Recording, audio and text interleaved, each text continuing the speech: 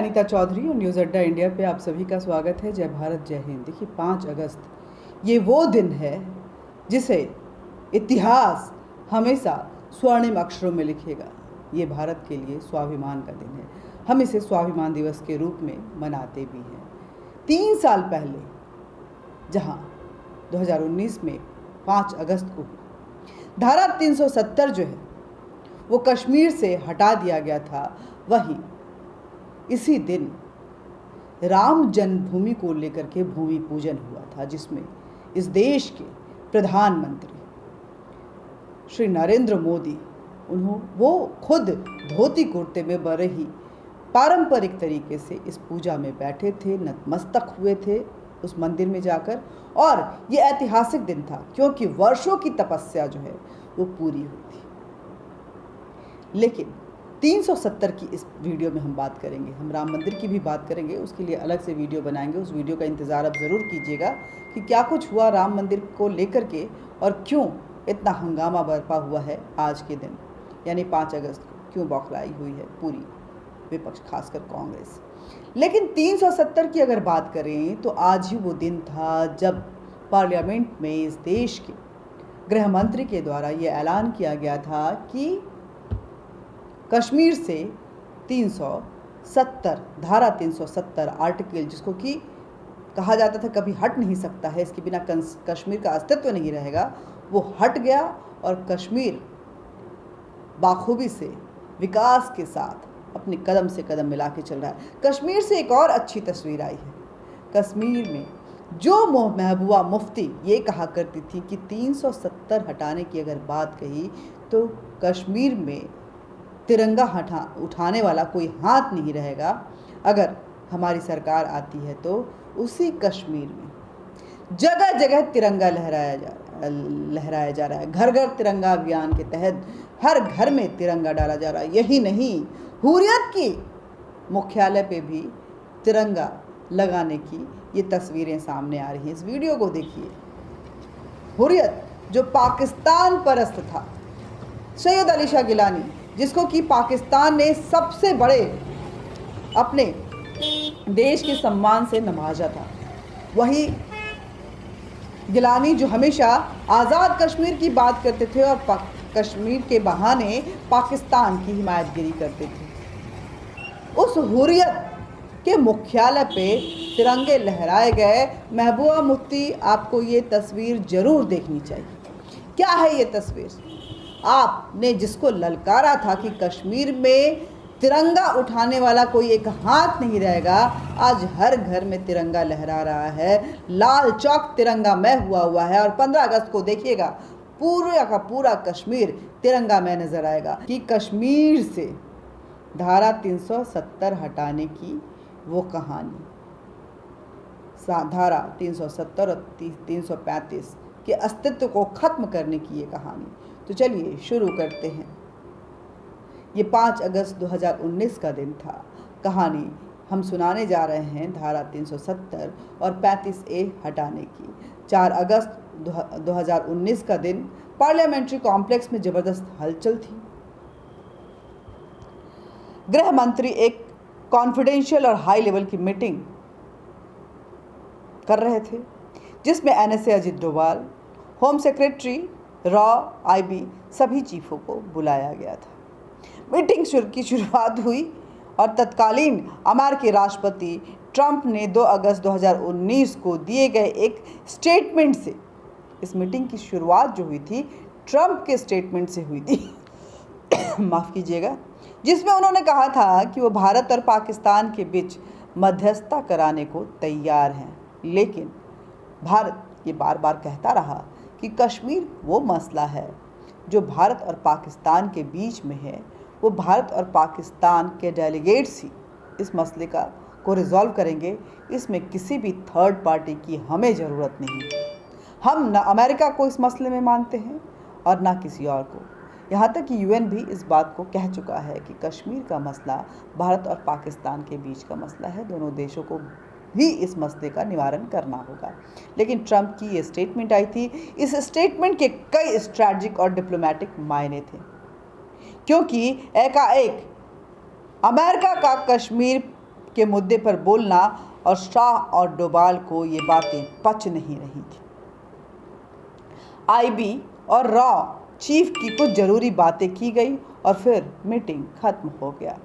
Media में और social media में पिछले 3-4 दिनों से हल्ला मचा हुआ था, याद कीजिए उस दिन को, कि कश्मीर में कुछ बड़ा होने वाला है। अगले दिन 5 अगस्त 2019 को सुबह 9:30 बजे CCS cabinet committee of security की मीटिंग बुलाई गई, जो कि प्रधानमंत्री के आवास पर हुई। उसके बाद करीब 10:30 पर गृह मंत्री वहां से संसद के लिए रवाना हो गए। मीडिया और विपक्ष को लग रहा था कि लोकसभा में कुछ होगा और जो होगा वो बहुत बड़ा होगा, लेकिन अमित शाह ब्राउन कलर की जैकेट पहने राज्यसभा में प्रविष्ट किए और किसी को पता नहीं था कि आज क्या होने वाला है। अंदेशा था कि कुछ बड़ा होने वाला है, लेकिन क्या होने वाला है ये किसी को पता नहीं था। और फिर लगभग 11 बजे अमित शाह खड़े हुए और उन्होंने पहले तो धारा 370 और 335 ए के विवादित हिस्से को खत्म करने का प्रस्ताव पेश किया और उसके बाद उन्होंने जम्मू और कश्मीर राज्य को 2 नए केंद्र शासित प्रदेशों में बांटने का प्रस्ताव भी पेश कर दिया। विपक्ष, मीडिया और यहाँ तक कि सरकार के समर्थकों को भी समझ में नहीं आया कि आखिर ये हुआ क्या। विपक्ष ने हल्ला मचाना शुरू कर दिया, वहीं कुछ लोग जो है वो बदतमीजी पर भी उतर आए, लेकिन यहाँ किसी की कुछ नहीं चली। ये दोनों जो प्रस्ताव राज्यसभा में पारित हुए थे, सर्वसहमति के साथ, पूर्ण बहुमत के साथ वो पास हो गए। उसके बाद लोकसभा में भी पास हो गया और उसके बाद राष्ट्रपति ने भी इस बिल को कानून की मंजूरी दे दी। बिल अमेंडेड हो गया और भारी संख्या में आर्मी और मिलिट्री का पहले से ही डिप्लॉयमेंट चल रहा था, उसके बाद ज़बरदस्त वहाँ पे डिप्लॉयमेंट कर दिया गया।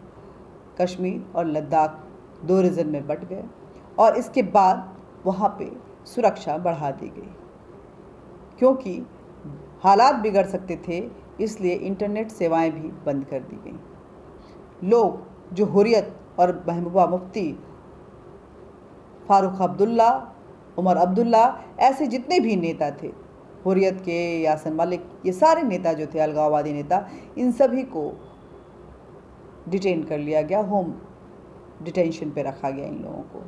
और इंटरनेट सेवाएं बंद होने की वजह से कम्युनिकेशन बंद हो गई थी। आतंकवादी घटनाएं जो हैं बिल्कुल ना के बराबर हो गई थी, क्योंकि फोर्सेस का डिप्लॉयमेंट ज़बरदस्त था। पाकिस्तान हल्ला मचा रहा था, लेकिन विश्व के सारे देश बोल रहे थे ये भारत का अपना फैसला है, इसमें कोई कहाँ कैसे उसमें इंटरफेयर कर सकता है। उसके बाद पाकिस्तान लगातार कश्मीर का रोना रोता रहा, हर प्लेटफॉर्म पे इस मुद्दे को उठाते रहा, यहाँ तक कि इस्लामिक ऑर्गेनाइजेशन ऑफ जो कंट्री हैं उन्होंने भी कश्मीर के मसले पर इंटरफेयर करने से मना कर दिया। रूस, अमेरिका, यूरोप, ऑस्ट्रेलिया, बाकी जितने भी देश थे, कुछ इक्के दुक्के जो चीन और टर्की टाइप के देश थे, वो बिलबिलाते रहे, बुलबुले की तरफ फूटते रहे, लेकिन हुआ कुछ नहीं। और आज कश्मीर एक ज़बरदस्त केंद्र शासित राज्य के रूप में उभर रहा है, जहाँ के लोग इस शांति से बेहद खुश हैं। कुछ आतंकवादी घटनाएं, पाकिस्तान की तरफ से प्रायोजित ये घटनाएं बम पटाखों की तरह, ऐसे फुलझड़ी की तरह उठते रहते हैं, लेकिन इसका आम जनमानस पे कि इतनी नई डिप्लॉयमेंट, इतने नए युवा जो हैं वो आतंकवादी बनने के लिए सीमा पार ट्रेनिंग लेने गए हैं, ये खबरें बिल्कुल बंद हो गई हैं। और वहाँ पे ऑपरेशन ऑल आउट के तहत आतंकवादियों को इस तरह से एलिमिनेट किया जा रहा है कि लोगों में दहशत का माहौल है।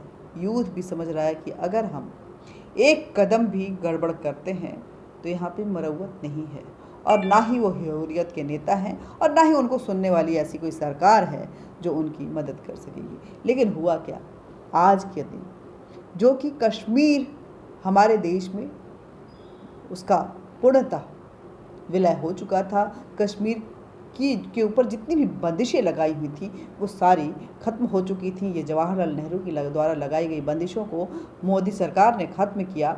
ये हर्ष का दिन है, आज का दिन भारत स्वाभिमान का दिन है, लेकिन कांग्रेस इसे ब्लैक फ्राइडे मनाते हुए काले कपड़ों में इसका विरोध कर रही थी महंगाई के नाम पे। देशव्यापी ये विरोध चल रहा था। जहां खुशियां मनाई जानी थी, आज एक हर्षोल्लास का दिन था। आज वो दिन था जब कश्मीर के ऊपर से पाकिस्तान के सो कॉल्ड दावे जो है वो पूरी तरह से निरस्त कर दिए गए थे। उसके खिलाफ कांग्रेस की ये तुष्टीकरण वाली जो राजनीति है, जो मुस्लिम बहाव वाली राजनीति है, पाकिस्तान परस्त वाली राजनीति है, वो कहीं ना कहीं दबे कुचले लेकिन पूरे शोर शराब के साथ सामने नज़र आ रही थी। जय हिंद, जय भारत। आप हमारे इस वीडियो को कैसे देखते हैं कमेंट बॉक्स में ज़रूर लिखिएगा। इस वीडियो को ज़्यादा से ज़्यादा शेयर कीजिएगा, लाइक कीजिएगा। बूस्टर डोज है, मैं पहले ही कह चुकी हूँ हमारे लिए। और हमारे चैनल न्यूज़ अड्डा इंडिया को ज़्यादा से ज़्यादा सब्सक्राइब कीजिएगा, बेल बटन दबा दीजिएगा ताकि आप तक नोटिफिकेशन पहुँचता रहे। जय हिंद, जय भारत।